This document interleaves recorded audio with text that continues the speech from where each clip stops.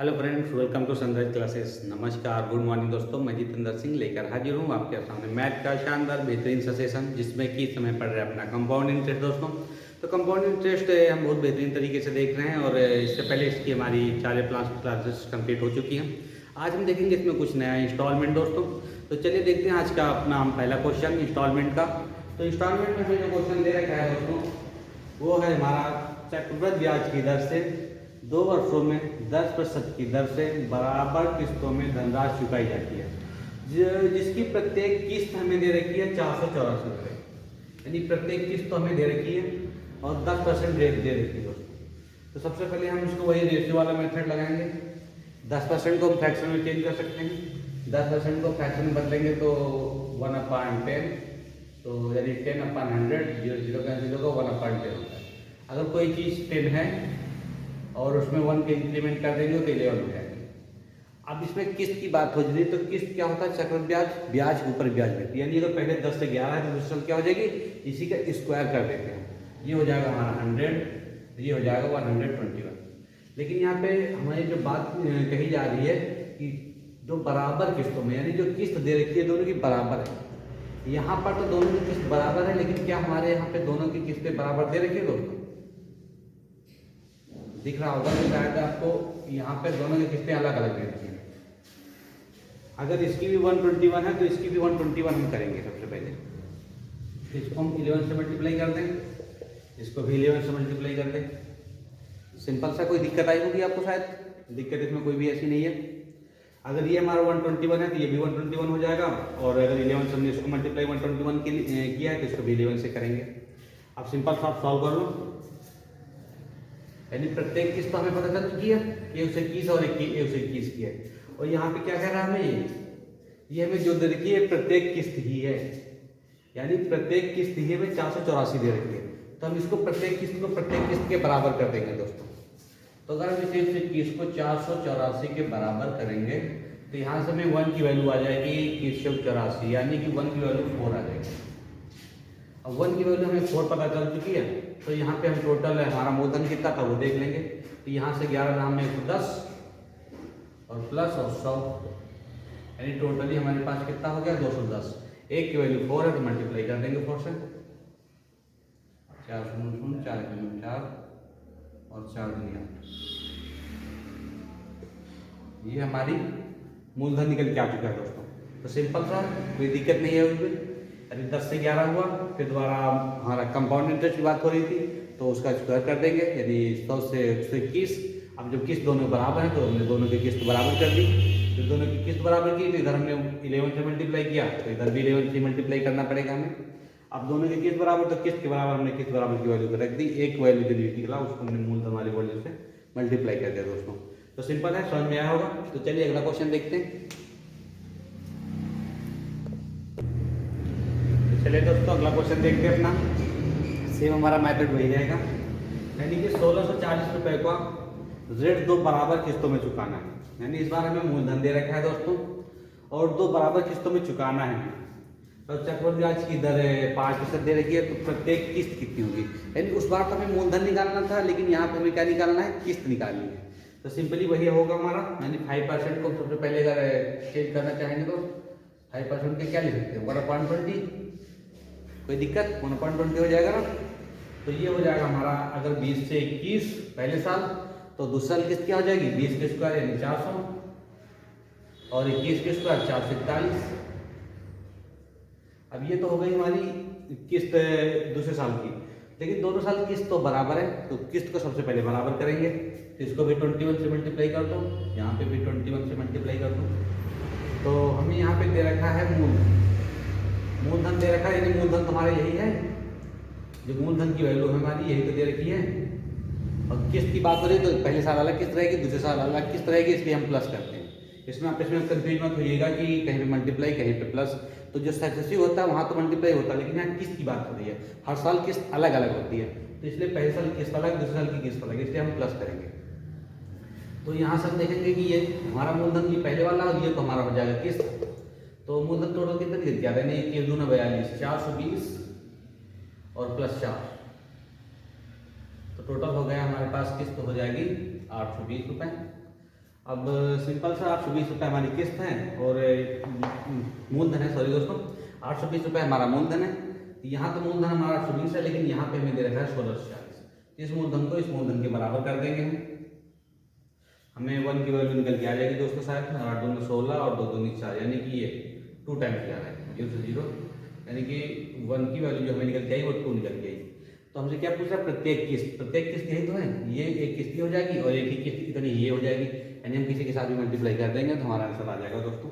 तो हम 2 की वैल्यू को अगर हम 1 की वैल्यू 2 आई है, इसके साथ अगर मल्टीप्लाई करेंगे तो ये हो जाएगा हमारा 441 × 2, यानी कि 288। ये हमारी प्रत्येक किस्त निकल के आ जाएगी दोस्तों। तो सिंपल है, समझ में आया होगा, कुछ इसमें ऐसा नया नहीं करना था जो आपको समझ में आए, यही हमारा आंसर होगा। बस हमें केवल क्वेश्चन देखिए इतना ही पहचानना होता है कि हमें जो ये वैल्यू दे रखी है, ये किस्त की वैल्यू दे रखी है या मूलधन की वैल्यू दे रखी है या ब्याज की, जो जिस चीज़ की वैल्यू होती है उसी के बराबर हम इसको कर देते हैं दोस्तों। तो चलिए अगला क्वेश्चन देखते हैं। तो चलिए दोस्तों अगला क्वेश्चन देखते हैं। हमारा अगला क्वेश्चन है कि यानी ये जो राशि दे रखी है हमें, इकाई दहाई सैकड़ा हजार 10,000, यानी 66,200 रुपये की राशि ऋण पर बराबर वार्षिक किस्तों में चुकाया जाना है। यानी कोई इतनी राशि है जो कि ऋण पर बराबर वार्षिक किस्तों में चुकानी है हमें, और चक्रवृद्धि ब्याज की दर 10% दे रखी है दोस्तों। और कितने किस्तों में चुकानी है, 3 बराबर किस्तों में चुकानी है, यानी कि बात इस बार कितने सालों की हो रही है, 3 सालों की हो रही है। तो प्रत्येक किस्त का मान क्या होगा, सिंपल हमारा मेथड वही रहेगा दोस्तों। सबसे पहले हम रेट देखेंगे, रेट कितनी दे रखी है, क्योंकि हमें जो मेन मतलब होता है वो रेट से होता है, हम लगाएंगे यहाँ कोई रेशियो वाला मेथड। तो 10% रेट है, तो ये हो जाएगा हमारा 10 से 11 पहले साल। तो दूसरे साल क्या हो जाएगा, दूसरे साल दोस्तों हो जाएगा ये 100 से 121, दूसरे साल 100 से 121 हो जाएगा, और तीसरे साल क्या हो जाएगा, यानी क्यूब 1000, और 11 क्यूब हो जाएगा 13 से 21। सिंपल ही है, कोई दिक्कत नहीं आएगी शायद दोस्तों आपको। पहले दूसरे साल तो हमने स्क्वायर किया और तीसरे साल हमने क्या कर दिया, क्यूब कर दिया। तो सिंपल सा है, बस हमें सॉल्व करना है। अब यहाँ तो किस्त तीनों साल बराबर दे रखी है क्वेश्चन में हमें, लेकिन यहाँ हमने किया क्या है, किस्त को बराबर नहीं किया दोस्तों। तो सबसे पहले हम किस्त को बराबर करेंगे, इसको हम 11 से मल्टीप्लाई कर देंगे और इसको मल्टीप्लाई कर देंगे हम 121 से। अब इसको हमने 11 से मल्टीप्लाई किया तो इसको भी 11 से मल्टीप्लाई करना पड़ेगा, और इसको 121 से मल्टीप्लाई किया तो इसको भी 121 से मल्टीप्लाई करना पड़ेगा। अब सिंपली आप देख लो कि क्योंकि वैल्यू तो हमें जो पता है वो मूलधन की वैल्यू पता है, तो हम इस टोटली इसको सबसे पहले जोड़ के इसका मूलधन निकालेंगे। मूलधन टोटली हमारे पास निकल के क्या आया, यहाँ से तो आ जाएगा हमारा 1210, यहाँ से 1210 निकल के आया, यहाँ से आ जाएगा 1100 और यहाँ से 1100। सबको सिंपली ऐड कर लेंगे, यानी 3310। यहाँ से टोटल मूलधन हमें निकल के आया है 3310 रुपया। तो इसकी वैल्यू को हम इसकी वैल्यू के क्या कर देंगे, बराबर कर देंगे सिंपल दोस्तों। तो अगर हम बराबर करेंगे, यानी 3310 को 66200 के बराबर करेंगे, तो 0 से 0 कैंसिल हुआ, और आपको दिख रहा होगा 3 से 21 का डबल है ये 662, तो ये 2 टाइम्स और चला जाएगा, यानी 1 की वैल्यू कितनी निकल के आएगी दोस्तों, 1 की वैल्यू हमें आ चुकी है यहाँ पे 2, यानी 20। 1 की वैल्यू 20 निकल के आ चुकी है। तो अब इसको हम, हमारी प्रत्येक किस्त क्या है, यही तो हमारी प्रत्येक किस्त, इसको हम 20 से मल्टीप्लाई कर देंगे तो यही हमारा आंसर हो जाएगा, यानी 11331 इंटू 20, 2662 और 0, ये हमारी सिंपल एक किस्त आ जाएगी दोस्तों। समझ में आया होगा आपको। तो यही हमारी एक किस्त निकल के आएगी। तो इस तरीके से कितनी किस्तें बनेंगी हमारी, 20 23 60। सही दोस्तों, कुछ प्रॉब्लम हुई है, क्योंकि यहाँ पे तो 66 है टोटल। एक बार चेक करो, यानी कि अगर हम इसको हमने किया, ये भी मल्टीप्लाई किया 1100, 1210, 1100, 3310, तो हमने अगर इसको मल्टीप्लाई कट कर दिया तो 20। सही दोस्तों, मल्टीप्लाई करने पे हमें यही तो मिलेगा।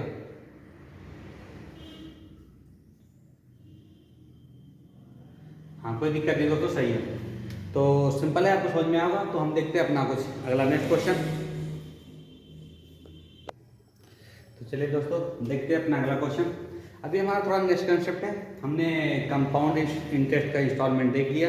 अब इसके हम एक दो क्वेश्चन और देखते हैं सिंपल इंटरेस्ट के इंस्टॉलमेंट। ये थोड़ा हमारा कंपाउंड इंटरेस्ट से थोड़ा ज़्यादा टिपिकली है, हालांकि टिपिकल कुछ नहीं है इसका मेथड बिल्कुल सिंपल ही, लेकिन थोड़ा सा उससे हमें अलग इसमें दिमाग लगाना पड़ेगा। इसमें दे रखा है हमारा साधारण ब्याज की दर से 5 वर्षों में 6200 रुपये की बकाया राशि को समाप्त करने के लिए हमें वार्षिक किस्त क्या देनी पड़ेगी। यानी कि अगर कोई 6200 रुपये हमारे बकाया हैं और हमें किसी को चुकाने हैं, तो हम वार्षिक किस्त कितने कितने रुपए देंगे, तो वार्षिक किस्त हमारी 5 वर्षों में समाप्त की जा सके दोस्तों। तो सिंपल सा सबसे पहले इसमें हम देखेंगे कि सही दोस्तों इसमें कुछ मिसप्रिंट हुआ है, इसमें रेट मेंशन की नहीं गई है। 1 मिनट हम क्वेश्चन चेक करते हैं दोबारा। हाँ तो चलिए दोस्तों, यहाँ पर रेट में 10% दे रखी है क्वेश्चन में, 10% की रेट है और 6200 रुपये की राशि को बकाया यानी 5 किस्तों में हमें चुकाना है। तो सबसे सिंपल सबसे पहला तरीका हम करते हैं, सबसे पहले जितनी तो राशि है हमारी, यानी जितना हमारा मूलधन है उसको हम लिखेंगे और कितने किस्तों में चुकानी है, 5 किस्तों में। तो किस्त तो हमें पता नहीं, तो हम किस्त को यहाँ पे हम x मानेंगे, यानी पहली किस्त तो हमारी 5x हो जाएगी, फिर प्लस फिर हम एक तरीके से ये मान लेते हैं कि हमें हर साल चुकानी है इतने ही, मतलब यक्स वाली किस्त है हर साल चुकानी है, यानी चौथे साल पे चुकानी है। यक्स की किस्त चौथे साल पे चुकानी है, तीसरे साल पे चुकानी है, दूसरे साल पे चुकानी है और पहले साल पे चुकानी है। और रेट क्या रहने वाली है इन सब चारों पे, रेट रहने वाली है हमारी वही 10%, 10% रेट रहने वाली है। अब आप सोच रहे होंगे कि हमने इसके साथ 10% रेट क्यों नहीं ऐड किया। इन चारों के साथ तो हमने 10% की रेट ऐड की, लेकिन इसके साथ हमने क्यों नहीं किया 10% का जो रेट है। क्योंकि दोस्तों जब 5वें साल की किस्त हम चुका ही देंगे तो उस पर हमारा उस चुकाने के बाद तो ब्याज पड़ेगा नहीं ना, इसलिए जब 5वीं किस्त हम चुकाएंगे तो उसके बाद हम जब सारी किस्त हमने दे ही दी है तब काहे का ब्याज हम देंगे, तो इसलिए हमने इस पर ब्याज नहीं दिया, इस पर हमने किस्त नहीं लगाई है, यानी रेट इसके साथ हमने रेट को मल्टीप्लाई नहीं किया। सिंपल समझ में आ रहा होगा दोस्तों।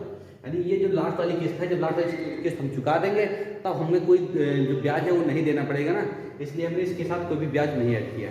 और इन चारों के साथ हमें ब्याज भी देना पड़ेगा, इसलिए इनके साथ हमने रेट को मल्टीप्लाई किया है। तो सिंपल से समझ में आया होगा आपको, बस सिंपल से सॉल्व कर लो आप इसको। 5x प्लस इनको सबको ऐड करेंगे, ये हो जाएगा 4 3 7 2 9 10, 10x 10x इंटू 10/100। अगर हम इसको सिंपल सॉल्व करेंगे दोस्तों तो ये हमारा कितना हो जाएगा, 10 4 3 7 2 9 10, 10x अगर इसको हम सॉल्व करें तो ये हो जाएगा x यानी 6x। तो ये दोस्तों शायद कुछ प्रॉब्लम हो रही है, मुझे लग रहा है क्वेश्चन में कुछ वैल्यू। चलिए दोस्तों क्वेश्चन हमारा बिल्कुल सही है, लेकिन वही है कि रेट हमारी नोट करने में फिर दोबारा भी हमें थोड़ा मिस्टेक हो गया। यहाँ पे क्वेश्चन में हमने दूसरा क्वेश्चन नोट कर लिया, देख लिया था, तो जो रेट दे रखी है 12% है, इसी वजह से हमारा कट नहीं रही वैल्यू, तो ये हमारी 12% है। अब हमारा सिंपल से सॉल्व हो जाएगा दोस्तों, यानी कि 10x और ये आ जाएगा हमारा 12। अब इसको अगर हम सॉल्व करना चाहें तो ये हो जाएगा हमारा कितना, 0 से 0 कैंसिल आउट हुआ और इस बचा 10, 10 के अगर हर बराबर करेंगे तो ये हो जाएगा 50 और इधर बचेगा हमारा 12x और अपॉन 10 तो ये जो है ये वाला तो रहेगा ही, और इसके बराबर हमारी जो वैल्यू दे रखी है 6200, तो इसको हम क्रॉस मल्टीप्लाई कर लेंगे, क्रॉस मल्टीप्लाई करेंगे तो 10 इसके साथ आ जाएगा, यानी 62,000 हो जाएगा, और यहाँ हो जाएगा हमारा 50 10 60 1 62, यानी कि 62x। तो 62 से 62 से हमारा कैंसिल आउट हुआ, तो x की वैल्यू आ जाएगी हमारी 1000।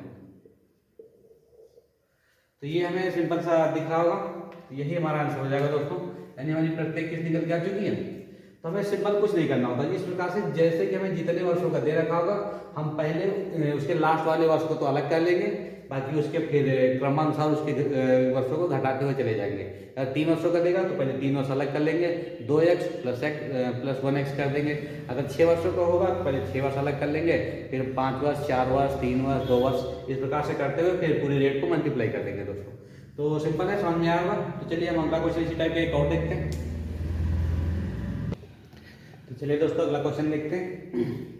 वही हमारा सिंपल इंटरेस्ट का इंस्टॉलमेंट वाला क्वेश्चन है। यानी 10% की साधारण ब्याज की दर से 5 वर्षों में 700 रुपये के वार्षिक भुगतान से किस धनराशि का ऋण चुका दिया जाएगा। यानी ये सिंपल ये कह रहा है कि अगर 700 रुपये की हम किस्तों में 5 वर्षों में हमें चुकाना है तो हम कौन सी ऐसी राशि है जो हम चुका देंगे 700 रुपये हम 5 साल तक देंगे। तो यानी हमें यहाँ पे क्या निकालना है, मूलधन निकालना है दोस्तों।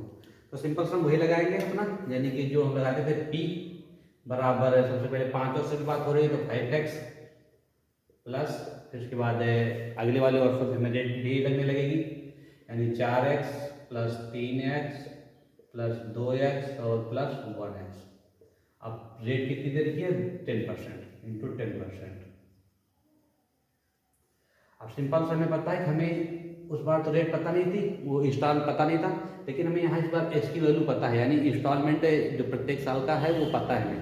तो हम यही एक्स की वैल्यू 700 पता है, तो अगर हम एक्स की वैल्यू 700 रख देंगे तो सिंपल क्या हो जाएगा, यहाँ पे रखेंगे तो हो जाएगा 7 × 35 यानी 6500 और 3500 तो सॉरी दोस्तों, और इनको सबको ऐड करेंगे तो 4 3 7 2 9 10 यानी 10x और प्लस 10/100 ये हमारा कैंसिल हो जाएगा।